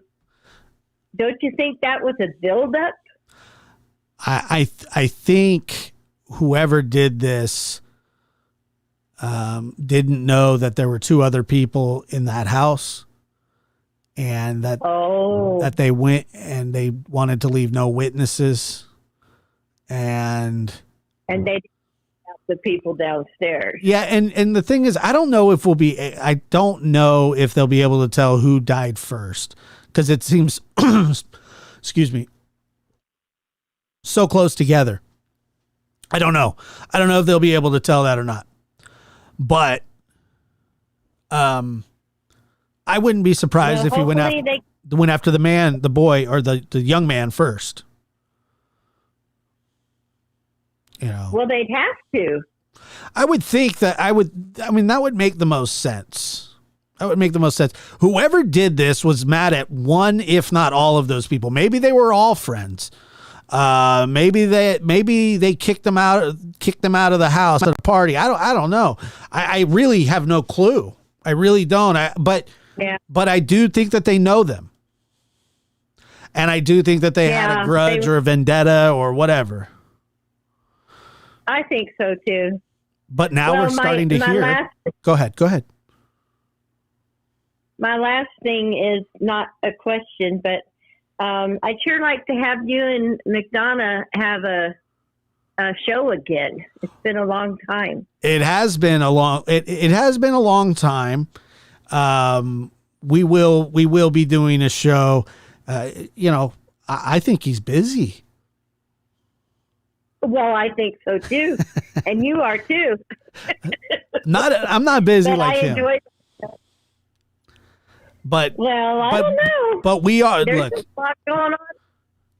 Oh yeah. Well, look. There is, and I'll tell you, we will be doing more shows, and we've talked about it recently as well, and so that is something that's going to happen. He, like I said, he's just a bit busy at the moment, but right. it's going to happen for sure.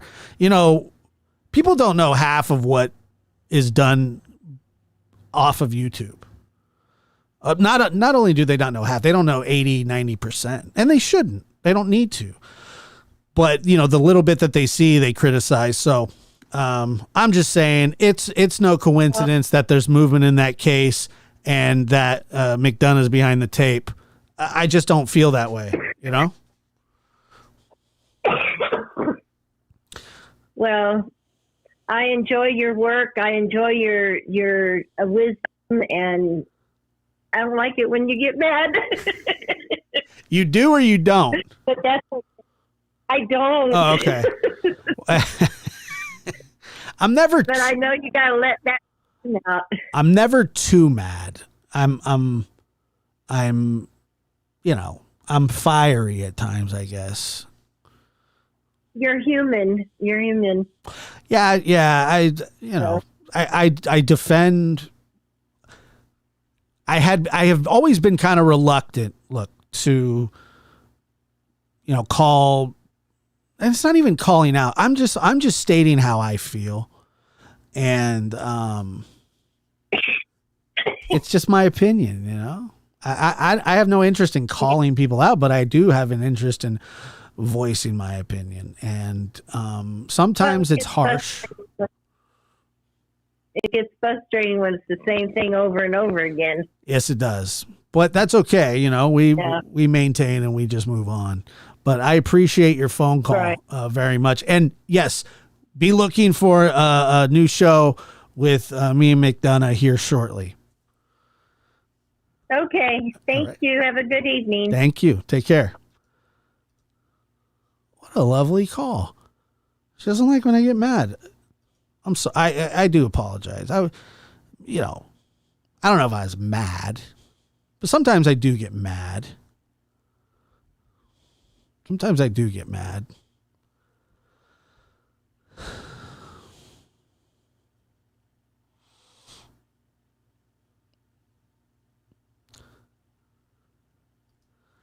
You're a very fair person. I think so. I mean, I try to be. Yeah. I don't know. That's the thing. I don't know if I believe in astrology, but I know that I'm like I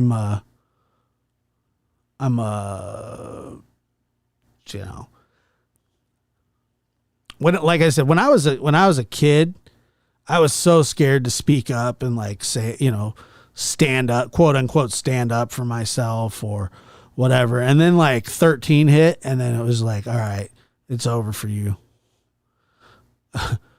Who wants some? Who wants what? You know?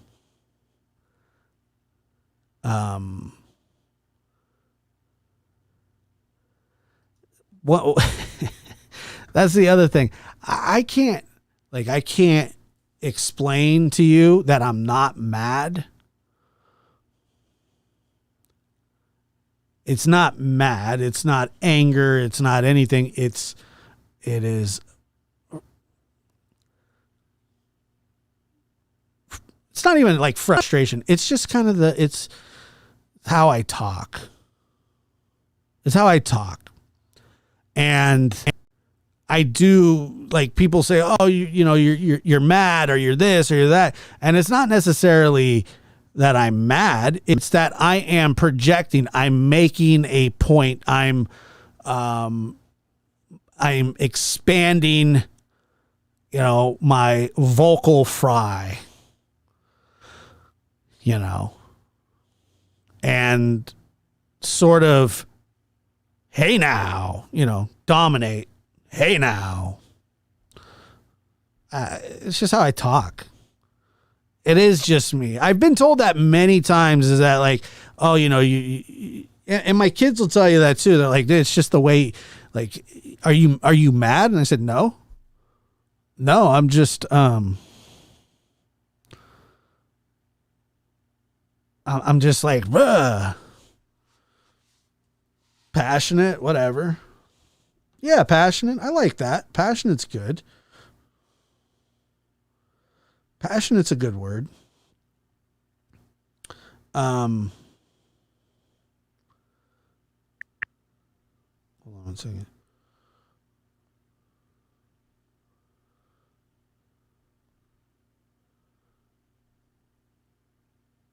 Sorry. I'm filtering through the phone calls here.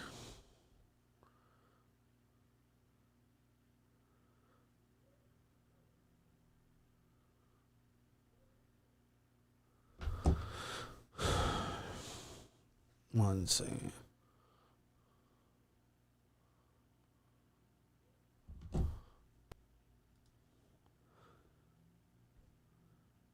Caller, you're on the air. Hey, Josh, it's Stacy. Hi, how are you? I'm good, sir. How are you? I'm doing fine, thank you.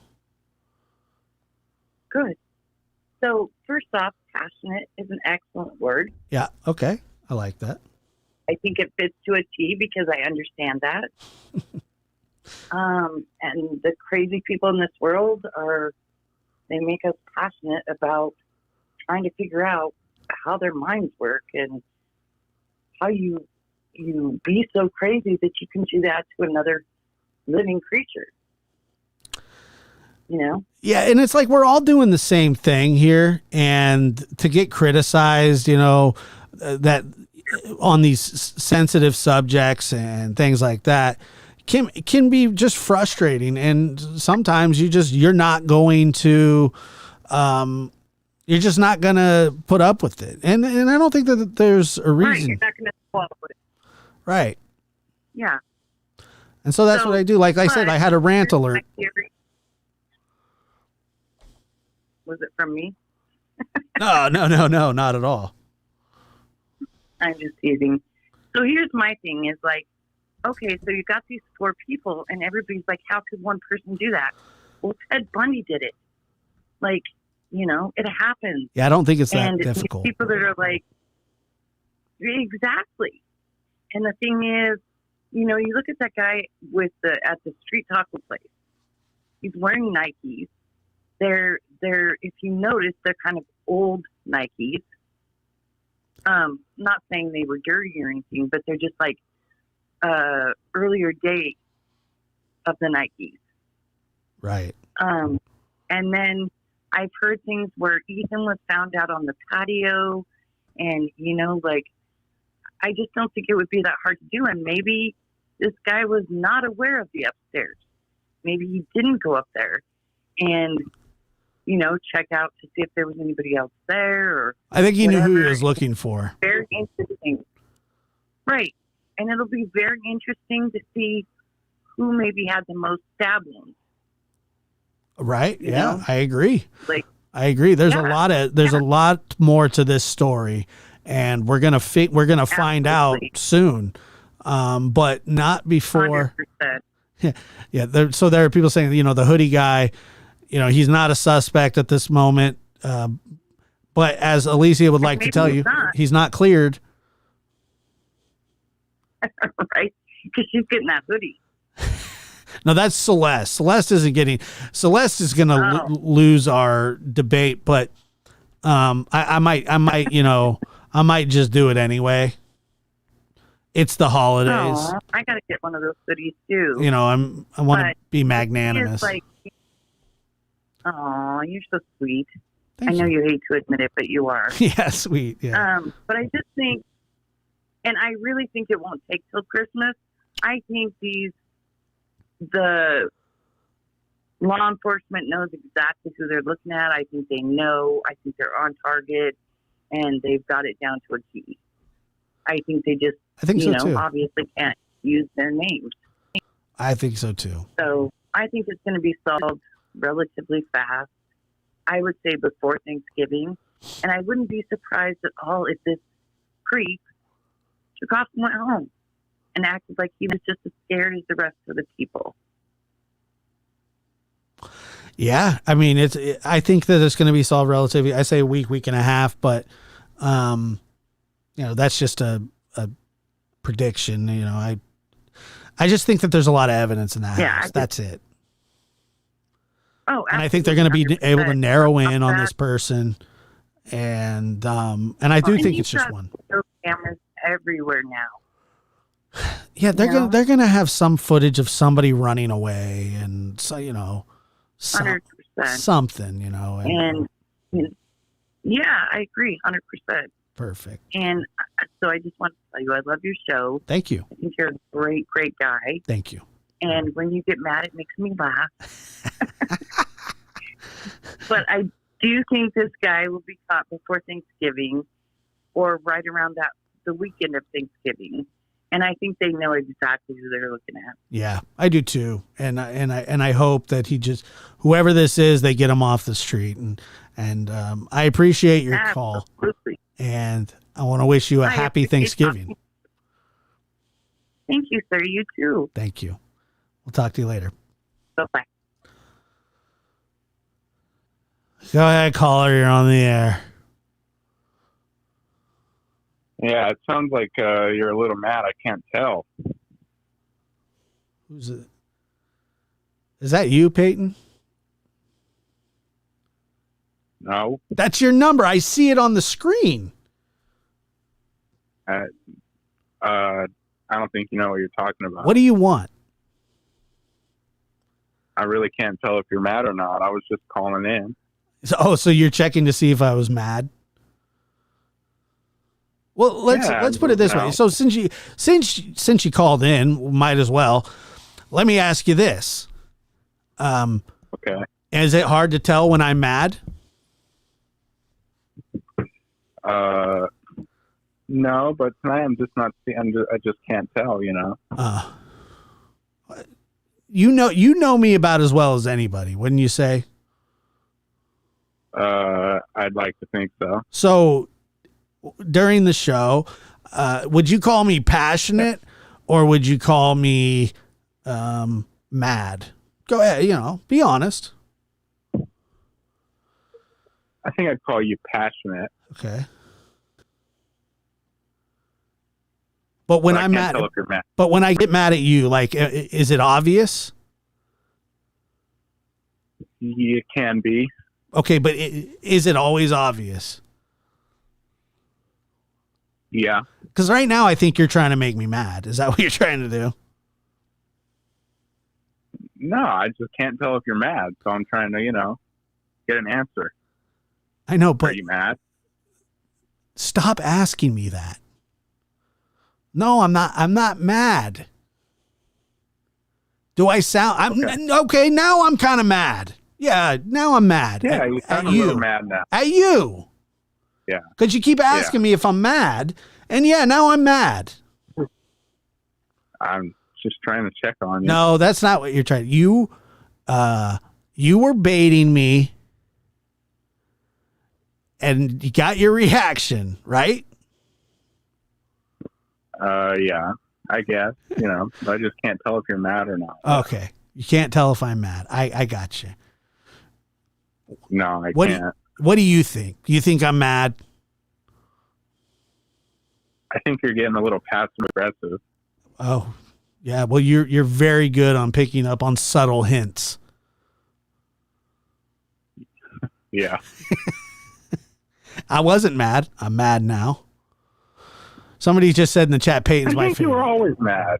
I'm not always mad. Your tone. I think you were mad since I called because you had a little, sarcastic tone with me. No, I didn't. Sucker-muckagus. I definitely did not. I don't know what that was, but that was a soundbite. Okay. Yeah. Well, I think look, do me a favor. Do me a favor. Just make sure that the mics are working next time I come in the studio, okay? And I won't be mad. All right. Okay. Because I think you called just to make me mad, and I'm not going to fall for it. Okay. You're trying to sucker me into something. You're trying to sucker me into getting mad, and you saw me at a weak moment, and you pounced. And you're supposed to be on my team, and you're supposed to be working the phones right now, and yet you're calling in, clogging up a line, telling me that I'm mad. Literally, you're imploding the show like a lunar star. Why did you call me? I was just checking in, but it seemed like you misinterpreted what I was trying to do. So, oh God, I'm not misinterpreting. You really took. I think you took things out of context, and it got a little out of control. Right. You enjoying yourself? You're enjoying this, right? Right? Because I can't hang up on you because you're the one controlling the call, and that's a major problem for me.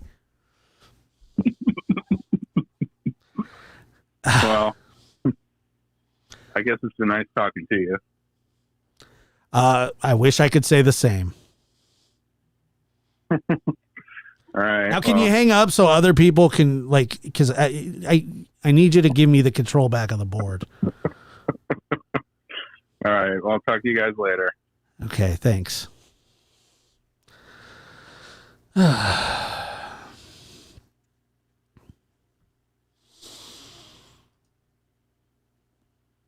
Caller, you're on the air.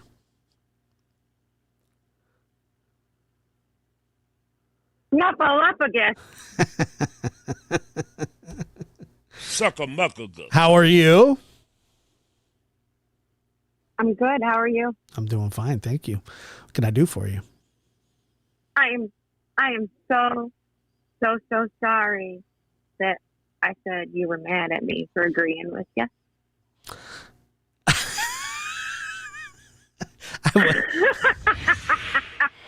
I wasn't mad. Mad. Dude, I was talking. What did I say earlier? I think I said that I wasn't going to fight with anybody. We ain't fighting. No, I'm not saying you, but I've been for the last week, it's just been contentious with every single turn and move that's made on just in life because, with the height of the Michael Vaughn case going on and everybody wants to know in Delphi. And then now we got this and I'm fighting my own peoples. I mean, emotions are running high. They're running high. Yeah. I mean, I'm fiery, I'm not mean. No, you're not well, mean. I'm not mean either. Maybe well, I am. can I don't be. know. But you are. Aren't we all? Oh, I don't. But I was trying to just explain to what's her name, Elisa P. that the two don't go hand in hand. Don't. That's what I was trying to say. Okay, well now that's all. You're gonna. Okay, well now you go. You got to deal with her, not me. I'll deal with her. Bring it. No, I know exactly. Snuffleupagus. When I read it back, I knew exactly what you meant. And like I said, there's just people that feel real passionate about this case, and I understand that. And as much as like we all rib each other, it's all in good fun. So it is. I still think the hoodie guy's creepy. Just throwing it out there. You know what? I'm a 52-year-old woman. I'm not gorgeous or anything like that, but I've had my share of unwanted attention. Oh. And I've been in that semi-predicament there. Uh-huh. And it's awkward, you know? And a lot of times we always hear, right? It's the quiet guy, the guy who stands in the background. Right. And it was odd to me when I watched it that they walked up. He walked up. It looked like he was kind of with them, but not really. Right. Right? Then he stood behind, and other people wanted to get in line, and he moved behind them. If he was actually with them, he would have been with them, not standing back there awkward. Even if you're not ordering food, I would have been up by my girlfriends at the window. Yeah, but you're girl. He saw another fellow football lover or whatever and started talking to him. I don't know. I mean, like I've been to places with people or I'm not ordering anything, so I stand back. Yeah, but he didn't do that until after they ordered and they moved over to the window, like waiting for their food. Then he stepped over there, and it was almost like he's trying to just blend in with the crowd, like nothing to see here, folks, nothing to see. Yeah, I mean, that's what it felt like watching it. Just so basically, what basically it could just be as innocent as they were hanging out at the bar or they met at the bar talking, hey, we're gonna walk over to whatever, get some food, and then she's like, why is he still like, we gotta leave, like I'm not trying to go home with him or anything, you know. But I don't think that he was just like following him going, you know what I mean? Like, I don't think that that's what he was doing. I don't. Could he have been unwanted? Yeah, probably. Was he probably? But right at that moment, is when that could have changed. Yeah, maybe. Sure. I agree. Does that make sense? Yeah. Right at that moment could have been that rejection. Right. It's just creepy. All right. Well, I appreciate your call, and I'm not mad at you or anybody. It's all right if you are. I'll get over it. I already got over it and didn't even really know what it was about. I'm mad at Peyton. That's really it.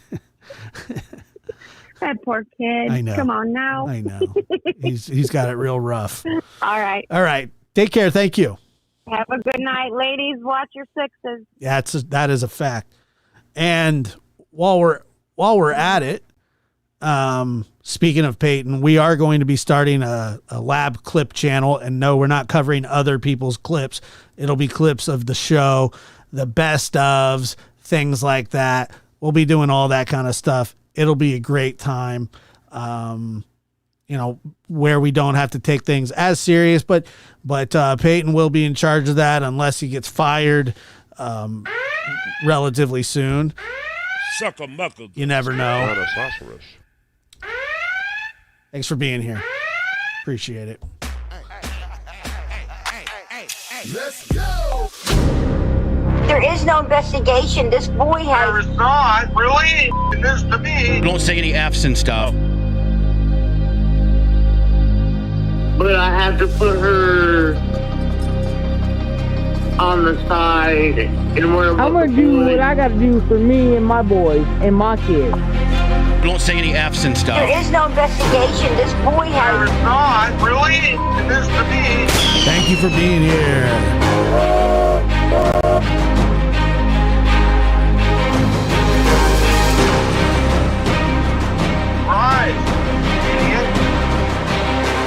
I've done my best. It's hard, you know, it's real tough. Fair enough. No arguments here. But I had to put her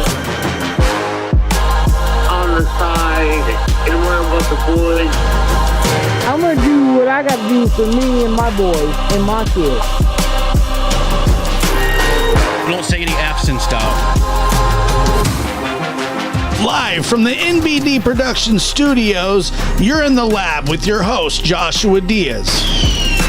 There is no investigation. This boy has... There is not, really? It is to me. But I had to put her on the side and worry about the boys.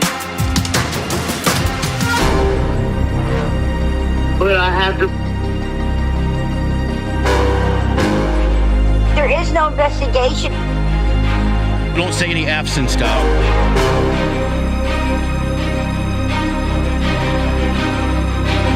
But I had to put her... But I had to put her on the side and worry about the boys. It really was a great show and fantastic interaction from everybody. Thank you guys again. Suck-a-muckagus. Rhinoceros.